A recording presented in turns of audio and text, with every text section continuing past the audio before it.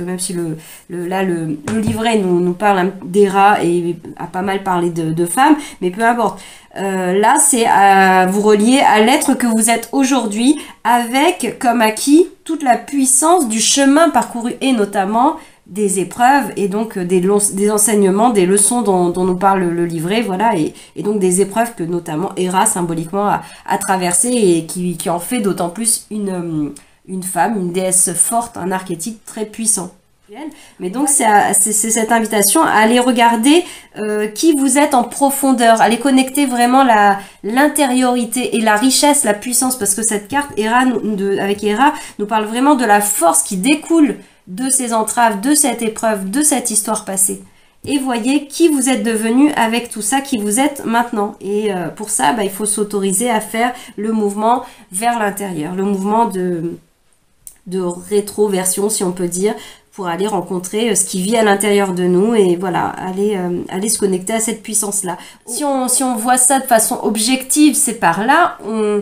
on a une forme de gratitude, de fierté, peut-être même d'admiration. Voilà, c'est là qu'on en tire cette conscience, cet ancrage à la puissance de qui l'on est devenu ici et maintenant, de qui l'on est, et en revalorisant la puissance du yin, et non pas en voyant uniquement les côtés négatifs de la polarité féminine parce qu'elle était dans des situations bafouées, etc. Là, c'est de voir la puissance du féminin, mais qui a déjà été parcouru. C'est pas quelque chose que vous n'avez pas exploré, c'est déjà quelque chose que vous avez goûté, que vous avez expérimenté et qui s'est fait au fur et à mesure du temps. Mais vous n'en avez peut-être pas totalement conscience, ou en tout cas, si vous en avez conscience, peut-être que vous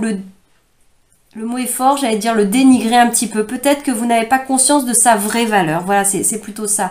Les outils, les leçons, les grands enseignements évolutifs de l'âme qui sont maintenant acquis grâce à ce parcours et grâce au fait que vous avez osé vous connecter puissamment avec la polarité féminine. Alors, on va juste regarder, tiens, un petit peu ce que vient nous dire la carte animale, la 2 en dos de deck.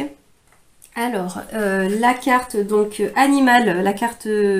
des pensées célestes, elle nous renvoie là on part dans la mythologie égyptienne et on est avec la déesse Sekhmet,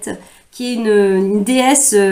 comme nommée là dans le texte, hybride, hein, c'est-à-dire elle est à la fois humaine et animale. Notamment, elle a la tête d'une lionne.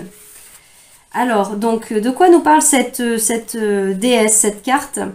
La leçon que nous apporte Sekhmet est que la femme est à l'image du miroir, une association magique de deux figures opposées, la guerrière et la douce. Elle est le juste équilibre entre toutes nos lignes féminines. Créée par le dieu Ré, donc le dieu soleil, elle détruit tout sur son passage, mais elle est également la victime d'un homme qui lui impose le mal, la discorde, la maladie. Là, on parle notamment, je pense, dans le passé, hein, de ce qui a été et qui a permis de renforcer notamment la guerrière, hein, comme aussi la femme bafouée d'une certaine façon avec Héra ici.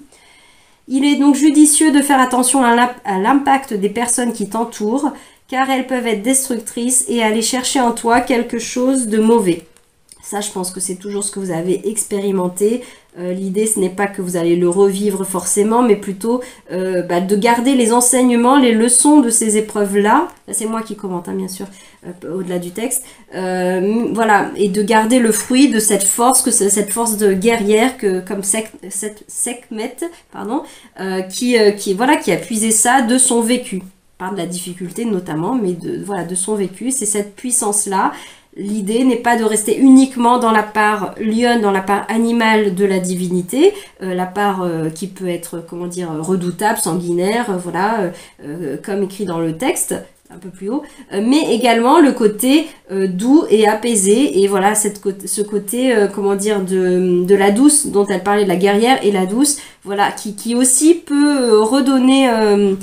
remontrer son visage, un visage qui a grandi, pas le visage de la Candide précédemment qui peut-être s'est laissé happer par par la manque de connaissance de la vie peut-être, ou en tout cas voilà, par l'envie d'y croire, l'envie de croire en la beauté et en la bonté du monde, et qui a vécu certains écueils. Là, on peut réadopter, même en ayant transité les épreuves, en ayant dû à l'intérieur de nous-mêmes connecter la lionne, la puissance de protection, voire le côté guerrier, pour se protéger, pour s'extirper, voire la connexion à la colère, pour s'extirper de la situation. Une fois apaisé, une fois revenu dans le lieu sécure, on peut à nouveau revêtir le côté de la douce. On n'a pas besoin de rester et d'être figé dans une identité de femme courage ou de femme dure, inaccessible, la guerrière, voilà, qui fait peur, etc., qui est terrifiante, parce qu'elle a dû l'être à un moment donné. On peut aussi revêtir à nouveau le visage qui est le nôtre, hein, de plus de douceur, plus d'apaisement, mais un apaisement qui a le fruit, qui sait se connecter à Sekhmet, qui sait se connecter à cette lionne. Elle est toujours avec en fait, mais elle est mi-humaine, mi-tête de lionne, donc il y a les deux en fait, mais ça ne veut pas dire d'être tout le temps dans la peau de bête de la lionne par exemple. Je pense aussi à Hercule, là, de revêtir la peau de l'animal. Justement, allez se poser la question, est-ce qu'on n'a pas de la colère à évacuer? Pardon. De la colère à évacuer, une forme de rancœur ou ce travail d'aller dire à la partie gardienne, la partie protectrice, la partie de la tête de lion,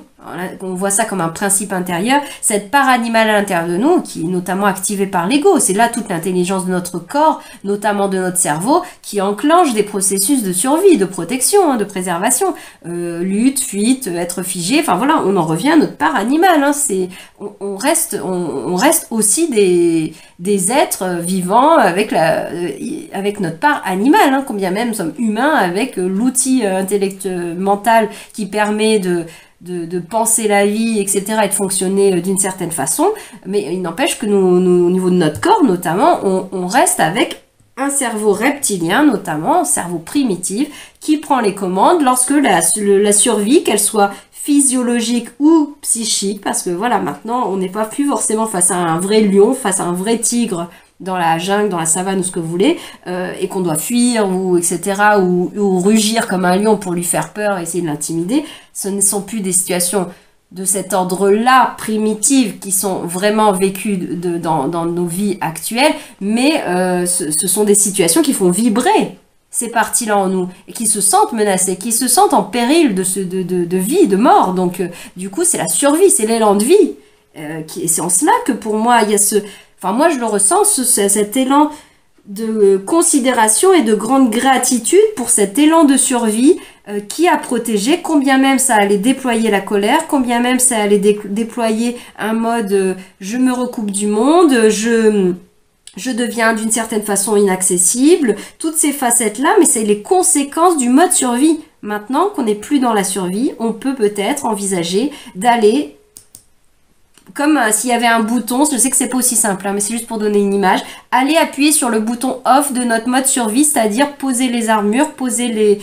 tout ce qui fait énergétiquement, qui fait qu'on peut émaner quelque chose d'un être sur la défensive, à fleur de peau, à vif, prêt à attaquer ou prompt au jugement, prompt à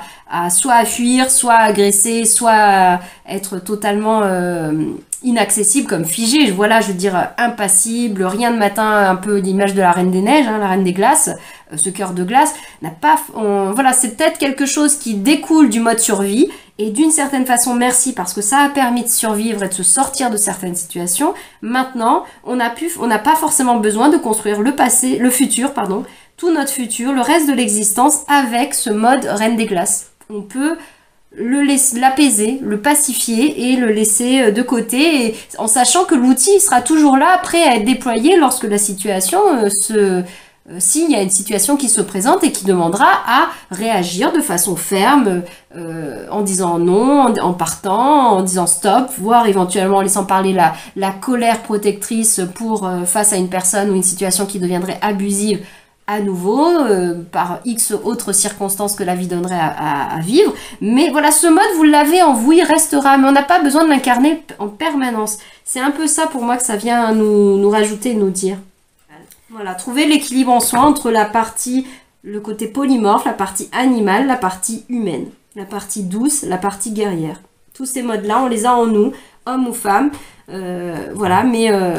à voir comment on peut redevenir le capitaine à bord de ce propre navire, de ce navire qui est nous, et donc qui intègre la partie animale, la partie humaine, la partie douce, etc. Et ce n'est pas l'animal qui décide à quel moment il déploie la partie animale ou quoi que ce soit, c'est vous qui utilisez l'outil, éventuellement la partie animale à bon escient lorsque ça se présente, et non pas à tout va parce que c'est devenu un réflexe, etc., voilà, de survie, ou alors d'être dans la répression totale de cet élan-là qui fait qu'on n'y a plus du tout recours et que l'on peut en venir à être dans une plus grande puissance incarnée avec tout l'enseignement du passé, de ce qui a été vécu, sans pour autant continuer à se laisser entraver par notre propre histoire personnelle et les épreuves de notre propre passé. Voilà, je m'arrête ici. Je vous dis à très bientôt pour d'autres vidéos.